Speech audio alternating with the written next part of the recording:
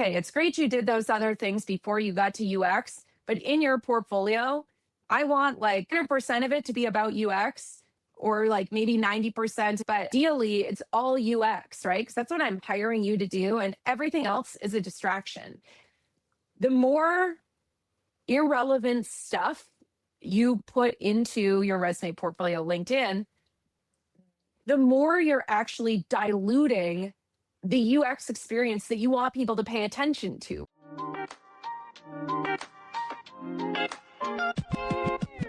Hello, Sarah. Thank you so much for joining me. I was just thinking about how long I've been wanting to chat with you. You are the industry's best, and I'm glad that we are finally making this happen. Yeah, it's still a long time coming. Absolutely.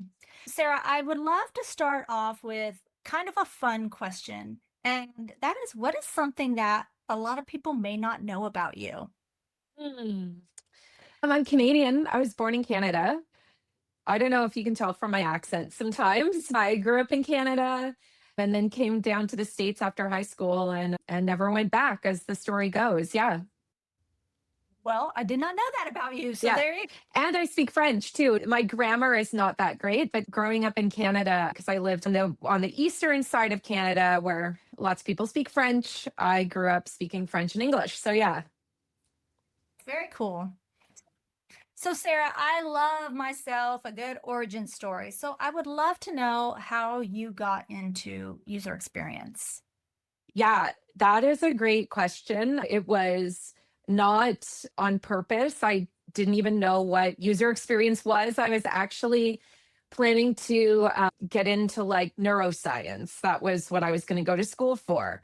And I kind of took this gap year, and someone handed me Photoshop and Dreamweaver and said, "You're going to learn, graphic design and web design." And I was interning / working at this little agency for a while. And that's how I started learning about this. But now that I said that, I was dabbling in graphic design like in high school and then elementary school. So I guess I need to revise that story. But along the line there, I realized it was a really great match for my really creative and really technical brain. And as you spend more time acquiring skills, I just started to think, I'm going really far down this path of graphic design and web design. And then I never went to university for neuroscience. I just continued down this path of design. And then I remember working with developers, as many of us have, right? And really being frustrated that sometimes what we on the design side created was not what came out at the end. And I was really annoyed, as I'm sure you've experienced too. And I read some books and stumbled upon user experience and information architecture. And that's really where I learned about the field of information architecture. And that was really how I got my start. Yeah, I'm totally self-taught, just hours and hours and hours and hours of experience learning on the job through trial and error, really.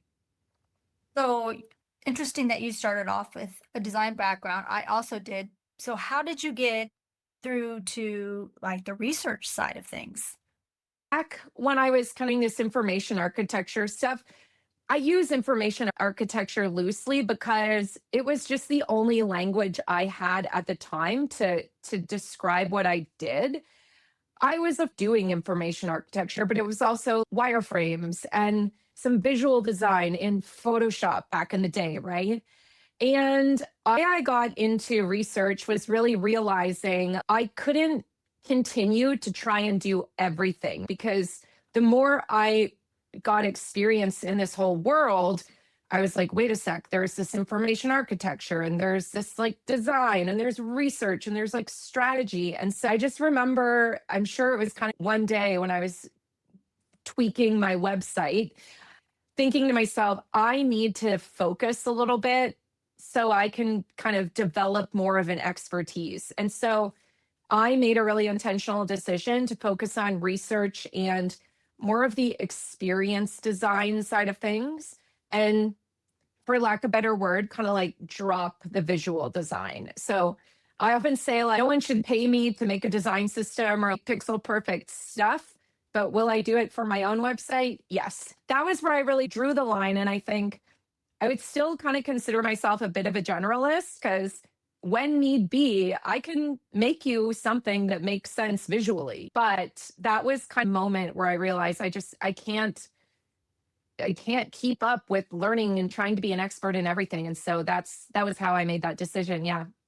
I love that. I can totally relate to that. It feels like, oh, I'm spinning a million plates, right? But Yeah. Yeah. And I love design. I think in another world, I could have focused on design. And I think one of the challenges that so many people face right now is that pressure to like, do I generalize? Do I specialize? What do I specialize in, et cetera? And I don't think of it as though there's a wrong answer. I think the wrong answer is really just trying to be everything to everyone and not committing to whatever decision you make. So that would be my advice for anyone that's like wrestling with that tension and sometimes pressure that we feel in the industry. yeah, I think that it's Yeah. real. Yeah. Sadly, Like it's AI, right? I'm sure we'll talk about that. It's a big one. for sure. We will Yeah. circle back. So, Sarah, I think that, and correct me if I'm wrong, but I think there's a lot of misconceptions about user experience in general. Mhm. And what do you find is the biggest misconception that either clients or other people you have worked with that they Yeah. think this is, and it's not that? Yeah.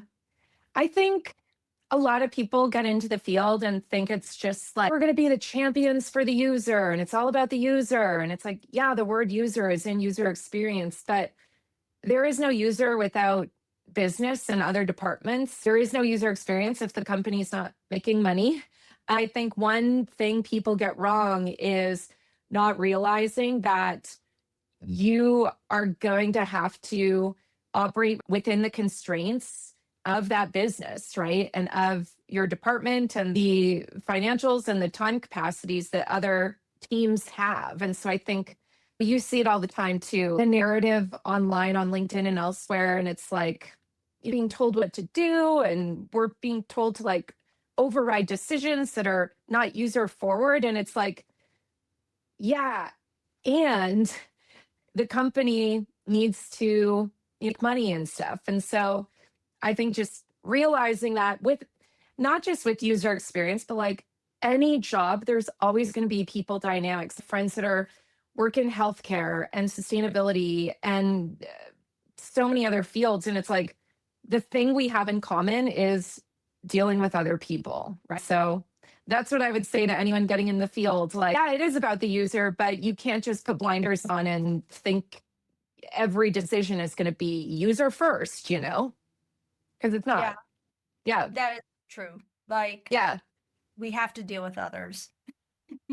And I think it goes like to the very importance of you needing to be very comfortable dipping your toes into other things like business or sales or marketing. So you could use your user research skills to understand where those other people are coming from that maybe you're getting resistance from. So you can either figure out where the resistance is and maybe figure out some compromises too. It could be like a lack of resource. It could be that they don't understand your decision because maybe you haven't explained it well. So applying user research to these situations we find ourselves in that we often just label as like, oh, they don't care about the user. Yeah.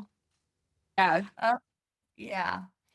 So, Sarah, I want to switch gears a little bit and talk about the UX job market. Mhm. What do you think's going on? Yeah. I think if we zoom out, I think probably still remnants of what happened in I'm not even sure what year it was because all the years are such a blur to me right now, but was it like maybe 2023, 2022 when there were like the initial surge of layoffs and things? And I think a lot of things happened at once, right? Like companies overhired, there was pandemic, there was some changes to, I believe it was like taxation and stuff in the United States. And I think all of that created kind of a perfect storm, if you will. I think too, we saw in the pandemic, UX boot camps were marketing the hell out of their programs and promising you get hired with a six-figure salary, in 6 weeks or 12 weeks or whatever. And so I think it was like a supply and demand issue. We're still seeing things level out right now. I think the job market is challenging. I'm not going to sugarcoat it. And at the same time, I personally still see people getting hired. I have a front row seat to it because of the work I do, Company Career Strategy Lab, which is kind of like a UX job search coaching program. So people getting hired like in 2 weeks? No. But if they do the work, do they get more interviews? And then do the interviews lead to offers? For a lot of people, it does. So I'd love, Sarah, if you can, Yeah. generally speaking, how are your conversations now with your clients about getting a UX research job versus, Yeah. say, 5 years ago? What's Yeah. shifted or changed? Well, a big part of it is being AI literate, right? I think there's a lot of pressure that people put on themselves and from the industry too to think you have to know everything about how to use AI in your job right now. And it's changing so fast. No one is an expert. And if anyone says they're an expert, like you might want to think twice about that. But I think it's about knowing how to use these tools to help you work faster and smarter, I think is a big thing. And I think the other thing is knowing that maybe you need to identify other skills you have that could set you apart from someone else that, for example, has the same years of experience you have on paper in research. So, what could set you apart? Maybe it's that you have more like business sense or that your portfolio or your resume are communicating more proof that you don't just like how to do research, but you're also tying back what you did to like business problems, for example, or impact to business and things like that. And so I think every company, I mean, regardless of who you are, wants to do more with less. It's just the world we live in. And so I think if you can hire a researcher who also speak business or speak marketing or speak whatever, that would be something that you as a researcher want to highlight. Another thing I see, for example, is like if you're a researcher and you can also do a little bit of product strategy or like up with a bad first draft of a wireframe or something that some usability testing, the solution is pretty obvious. Just make the rough draft of that. So any chance you can showcase that, I think would be another way that maybe it's going to help you stand out. I could go on, but like there are two simple things that I think some people are missing because they're trying to go so deep with like the just pure research skill. Maybe we need to zoom out and think of the other skills that a company might see as an asset you as a candidate. Yeah, I love that. I've been thinking about that too, Sarah, that transferable skill, Mhm. how you showcase that. When you provide advice on how do you showcase that skill, does it vary by industry or what kind of job that person's looking for? What are some tips that you give to your clients that helps them showcase some of those transferable skills? A lot of people just default to thinking, oh, I'm going to add these skills to my resume or to my LinkedIn or to my portfolio. But they only think about one of those things. And they're not thinking about what is the story that the collection of all of my career materials or career assets or like job search assets, whatever you want to use, the collective of your resume, portfolio, LinkedIn, even things like per letter or emails you might send, hiring manager or something. But all of those touch points, right? If you've worked in business or marketing, like touch points is very familiar. And I think making sure that all those touch points are number one, telling the same story, but that you're weaving those transferable skills into those touch points because whoever makes the decision of whether you'll get that initial interview or really let's just focus on the initial interview, whoever makes that decision, they may not look at all resume and your portfolio and your LinkedIn and this, that, the other. And so that's why you need to make sure they're all telling the same story and they're all, in this case, really highlighting those transferable skills that I see so often. Job seekers spend so much time like just on their portfolio and then they're so burnt out, they like just, really put any effort into everything else. And maybe they had a good portfolio, but maybe their LinkedIn and resume like outdated or so poorly done that it cost them the interview. So that is a big one that I see. And that would be how all the places you could communicate those transferable skills. Yeah, I really love that idea of consistency, right? Yeah. Because if you think about it, there's some mantra that says a customer has to be in touch with you 7 times before they Yeah. will buy, convert, right? To build Yeah. that trust. And if there's an inconsistency where like your LinkedIn showed you had one job title, but then on your resume, it showed you had a different job title at that same job, then it's like, whoa, which is it? Yeah. Yeah. Or like people who, this a lot with really more design people, maybe their resume and their portfolio talk about logo design and video editing and, packaging or something. And you like, hey, it's great you did those other things before you got to UX, but in your portfolio, I want 100% of it to be about UX, or like maybe 90%, and maybe there's some like ending stuff. But ideally, it's all UX, right? Because that's what I'm hiring you to do. And everything else is a distraction. And the other thing I would say is the more irrelevant stuff you put into your resume, portfolio, LinkedIn, the more you're actually diluting the UX experience that you want people to pay attention to. And so I would say you are switching to user experience or kind of coming in from design or graphic design or whatever. It's great you did all those things, but don't let it dilute the experience that you want people to actually pay attention to. Yeah, that totally makes sense. So, Sarah, how do you determine what that transferable skills are that they should showcase? Like, how do you know? Is it aligned to a specific job role or? Yeah. Well, I think, let's say it's a user researcher, right? Let's say so many people switch into user research, like a priest, a teacher, a lawyer. So a lot of those people did research without the word research in their job title, right? And so for them, trying to figure out those transferable skills, like before you just go apply for a job, one thing I recommend is spend like 2 hours at a coffee shop and just go find 5, 10 jobs that you think would be interesting to you, that if you were ready, you would apply to them. And again, it's like you're applying research to your job search, and really actually read those job descriptions. And maybe this would be a good job for AI. Ask Claude to read 5 of these job descriptions and ask it to find the common skills, common software, common experience, etc. Hopefully you're also going to read the job descriptions.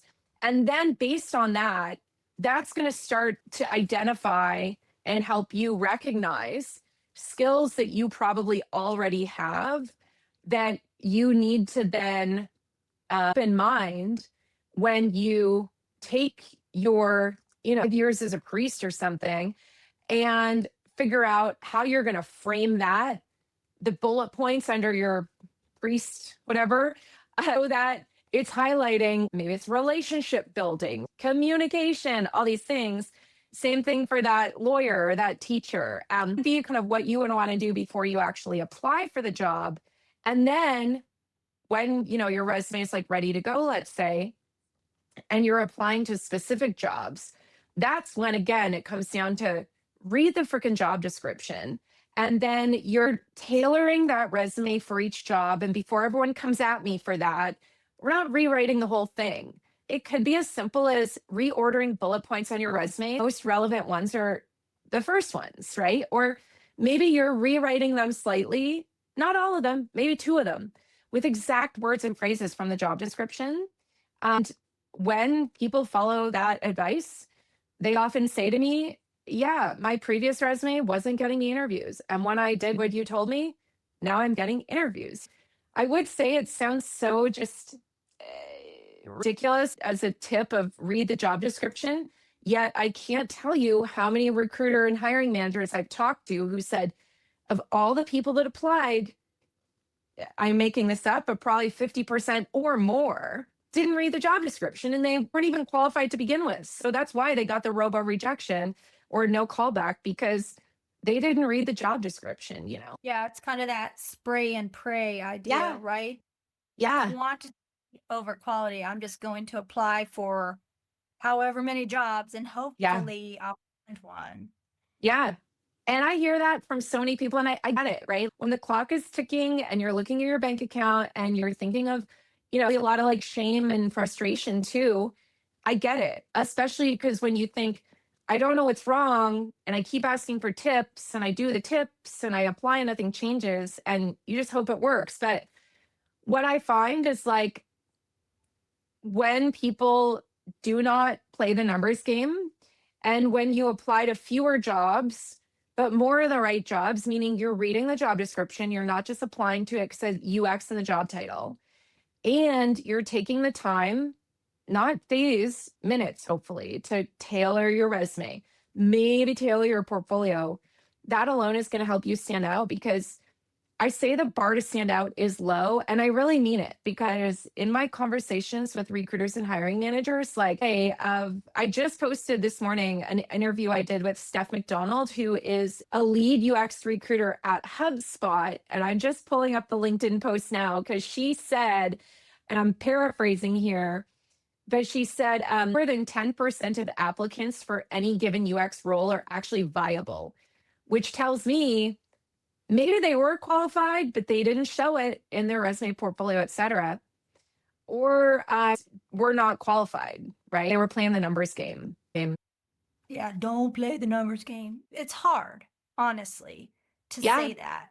Like you said, when a bank account is depleting and you're feeling the yeah, pressure, do you really think you're going to get that VP of product yeah, fresh out camp? I'm yeah. thinking no. Well, and going back to what I said about how the bar to stand out is low, that's why I brought up what Steph said, because I've been saying this for a while, and I just like to say Steph said it because she's a recruiter and she has the real front row seat to all this. But I think the bar to stand out is truly so low. There's so many resumes, portfolios that are poorly written or have spelling mistakes, were clearly written by AI, that design role, yet the portfolio has no hierarchy. There's no white space. It's hard to read. It's like yellow font on a, or white font on a yellow background. And it's like, if someone's hiring you for a design role and your portfolio lacks contrast, hierarchy, alignment, white space, etc., you really think you're going to get an interview? So it's like a UX writer having a crappy resume. You're probably not going to get the interview. And so that's why I say the bar to stand out is low, not to like mean or harsh, but just to remind people that your stuff doesn't have to be perfect. Even just aim for 10% better, and you might stand out, because so many people not aiming for 10% better. Yeah. I love that idea, Sarah. I would love to know, what do you say to others to stand out? God, there's so many things. One of the things is really about, let's just focus on resume and portfolio. I think if we're designing a product, we're not just jumping to design. Hopefully, we're not. Hopefully, we're first doing research. And I think even this step of user research can apply to your resume and portfolio, because if you think of the user, they have a lot going on. Your resume, the user is not just a person, it's also software like the applicant tracking system. And so, in order to design for the human and the software, we need to understand what they want. And I know lots of people would fight me on this. Lots of people say, oh, the resume only needs to be one page, for example. And I think if your resume is one page, you're probably underselling yourself, because you're leaving information off to make it one page. Or I guess, or you're using some tiny font that no one can read. And there's probably no hierarchy on your resume, because you made everything the similar font size to make it all fit on one page. When there's no hierarchy, no one can read it. And there's probably no white space because you shoved everything together, and now it just looks like an encyclopedia.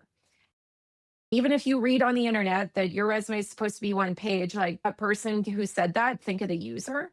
The other user of your resume, though, it's the software. And so if I use this analogy, think of a web page that you want to SEO for your like dog grooming business or something, and you just have 100 words on your homepage about your dog grooming, versus the competitor who has like better language, better UX writing, which is what it's going to help them in the search results.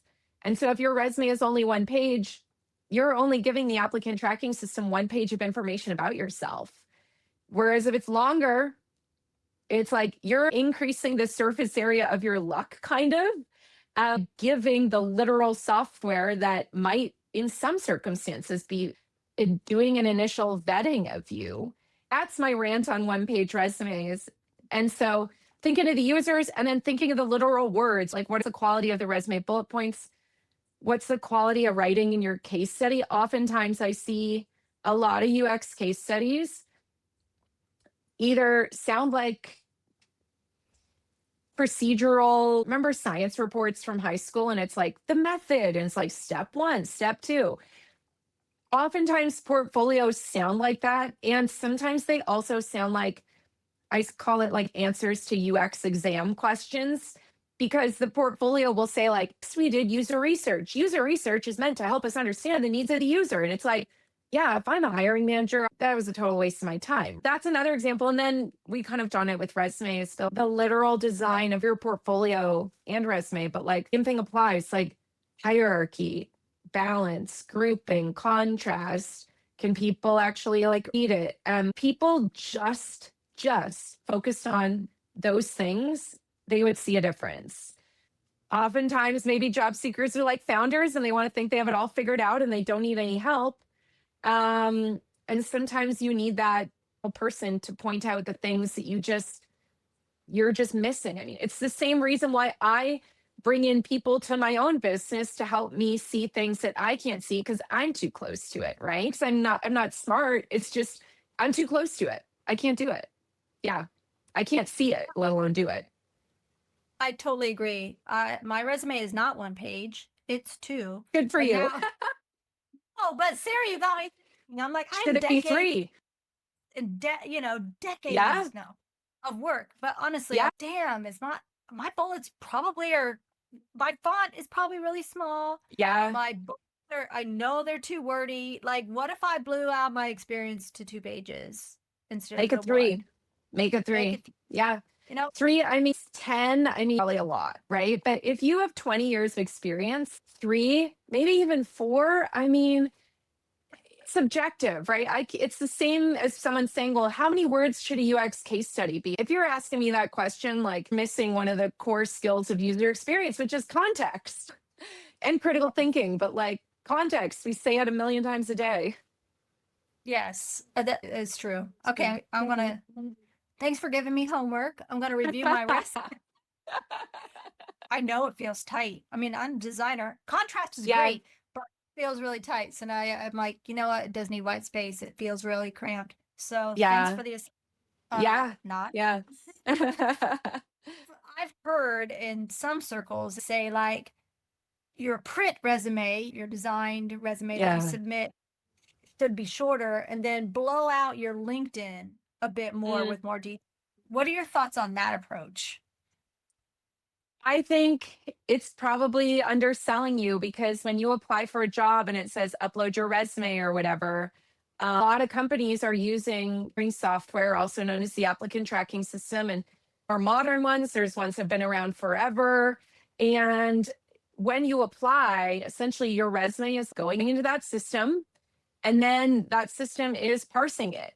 And it's trying to, in some of the systems, it's trying to look at the job description, look at your resume, and sometimes provide an initial like match score for you as a candidate.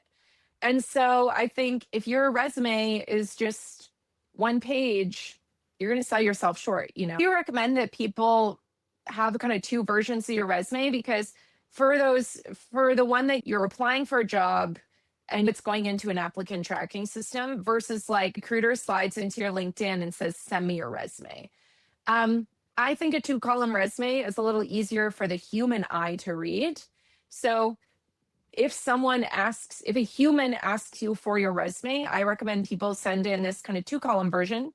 But a lot of the applicant tracking systems, not all of them, but some of them get messed up when they try to parse a 2-column document. And so even though some may be okay with it, my advice is know that some of them can't. Why risk it? Just submit the one that doesn't have 2 columns. Going back to the part about LinkedIn kind of being longer and your resume shorter, I think we need consistency across all. So maybe your LinkedIn, maybe you have 25 years of experience and your LinkedIn is showing the job you had in 2002 or something. Maybe it's not on your resume. That would be a case where that would make sense, right? We don't need to have 10 or 5 bullet points for whatever the heck you were doing in 2002. Right. That's Yeah. helpful because there is this perception that why are there gaps in your resume and what were you Yeah. doing mysteriously before 2010? And so Yeah. maybe you switched your careers and it's not super relevant to user experience or whatever you're Yeah. switching to, but you were still working. Yeah. And I think too, like the further back it goes, like 2004, 2002, maybe you're listing that on your resume, like the job title, the company, the dates, but you don't have any bullet points because it's like no one needs to see what you did when you were like a graphic designer at New York Times or something. Yeah, that makes Yeah. sense. Are you finding value in today's interview? Let me know by giving me a like. Sarah, you mentioned layoffs earlier, and so much of the industry has laid off senior folks, and And it's a really tough, I don't know if it's a new thing, but it's a really tough predicament to be in. You're a senior, you yeah. have a lot of years of experience, and you're competing against juniors or entry level or transitioners who would probably take a job for a lot less than you were earning as a senior. Yeah. What do you and folks who are senior UX researchers or designers Yeah. who want to stay relevant, who want to get that next job, right? Yeah. Yeah. I think it's tricky because there are people that would take that job for less. And I think there are companies who would gladly hire that person for less. I think on the flip side, there are companies who recognize the value in paying someone what they're worth and the value that someone who has been working as a researcher for 15 or 20 plus years could bring. So I think both of those things can exist at the same time, right? Companies that kind of want to scoop up talent and undercut what they would pay a senior. And at the same time, I see senior people getting hired into UX research positions for amazing salaries. One of the things that I think seniors really struggle with is they think it's a problem with their qualifications. I've had people come to me who were job searching for 1 or 2 years and not getting interviews or offers. And then they come into my program, Career Strategy Lab. They do the work in Career Strategy Lab and then they got hired. And it wasn't that they got a ton of certifications and developed new research skills. It was just a matter of repositioning the qualifications they already had. And so I think for people that are in a job search who have a ton of experience, the problem is probably not your literal qualifications, it's how you're positioning those. And it goes back to kind of what we talked about earlier, right? That balance between understanding the user of your resume, portfolio, et cetera, writing for them, then designing it for them. And I know not all researchers are designers, but you don't have to be like a professional designer to create hierarchy and balance and white space on a slide, presentation, a portfolio. So there's a lot that goes into the how of that, but I would just caution people like before they go spend time and energy and money on like a certification or something, maybe it's a positioning problem. And that is one of the through lines I see over and over and over with candidates. Yeah, I think that makes sense. And if you think about it, Sarah, I'm sure you've seen this in your conversations. There's a little bit of a confidence issue if you've been laid off and maybe for a while, overcoming all those feelings. Yeah. Yeah, that is a huge part of it. I think I have a few podcast episodes about the dangers of going about your job search alone and frankly doing anything in life alone. When you're doing something alone, you're more likely to doubt yourself, stay in that doubt, let that doubt cause procrastination, analysis paralysis, all of the things.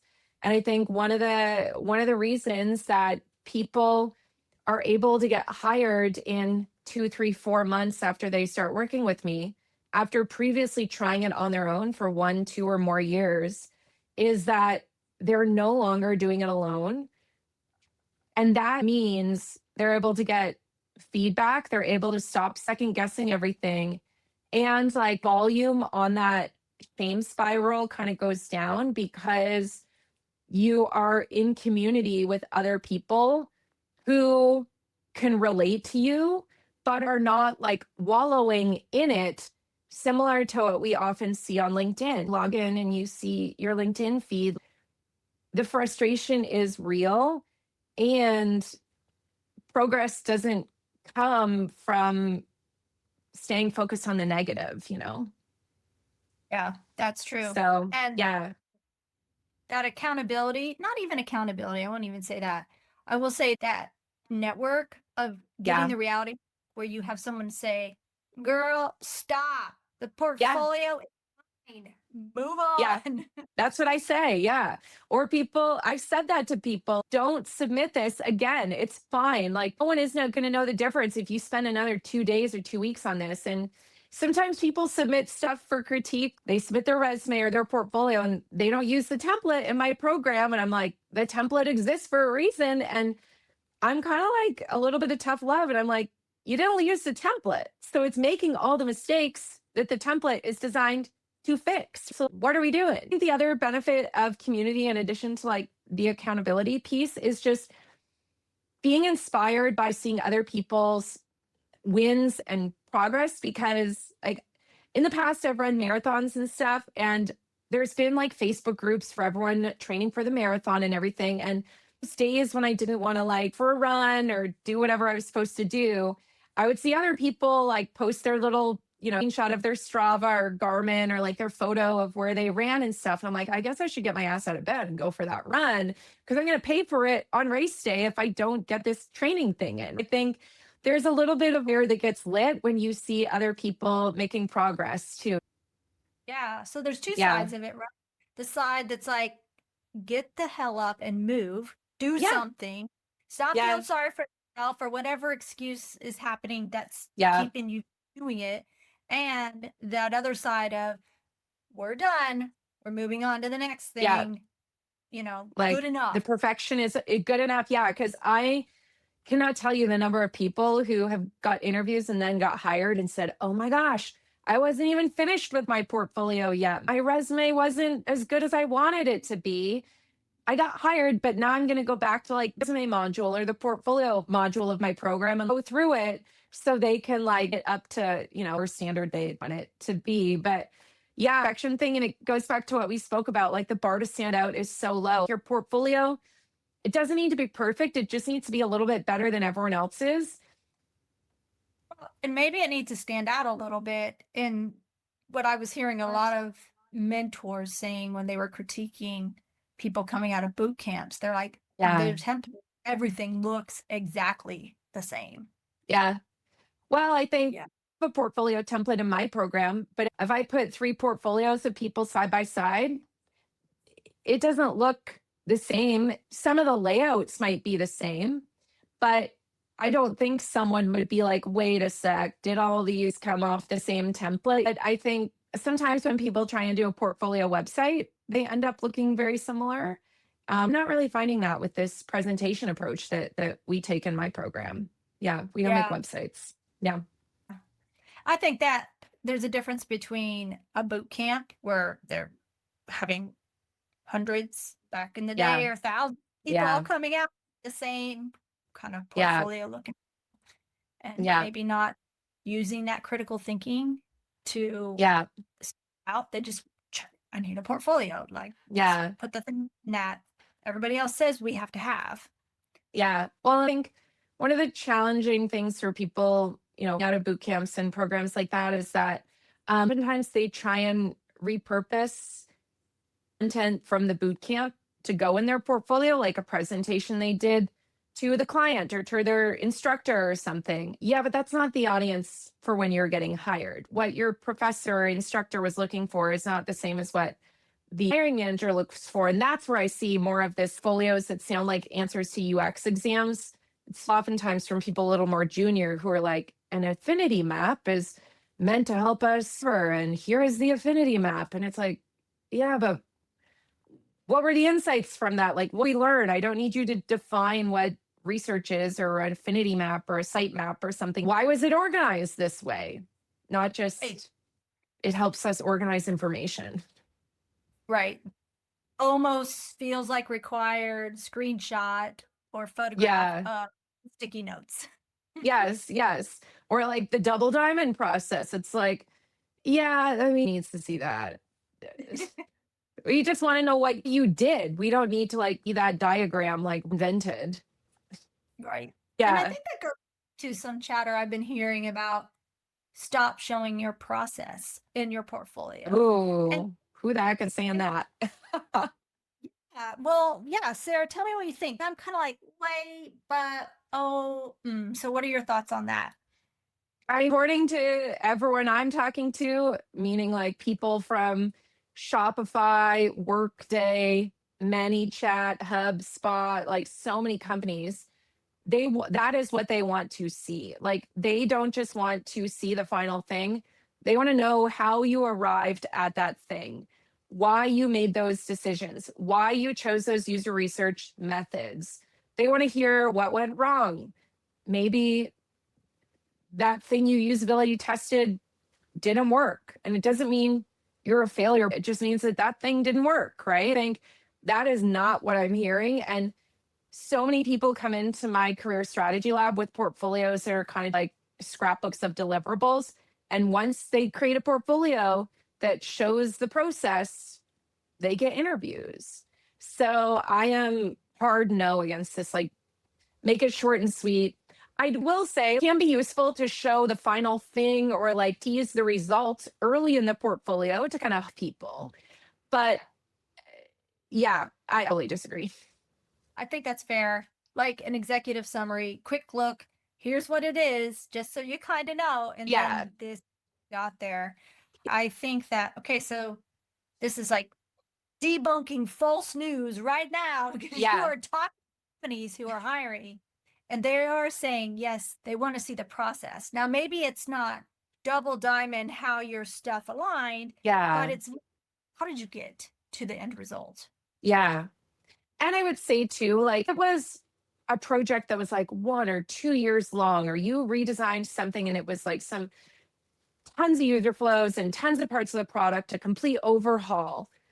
I think it's much more valuable to just focus in on like handful of things and go deep into, say it was some cool new navigation thing you did, or like filtering for search results, or some dashboard thing or something. Much more valuable to kind of deep dive into a few things rather than try and cram like 18 months of work into a slide deck. You can't speak to the process if you're trying to talk about 18 months of work.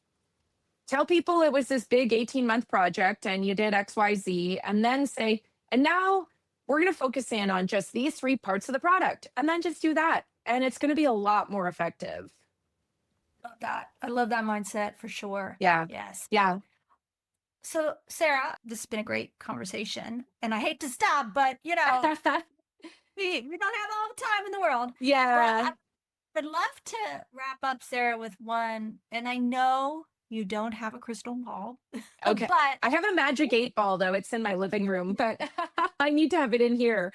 I love the 8 ball.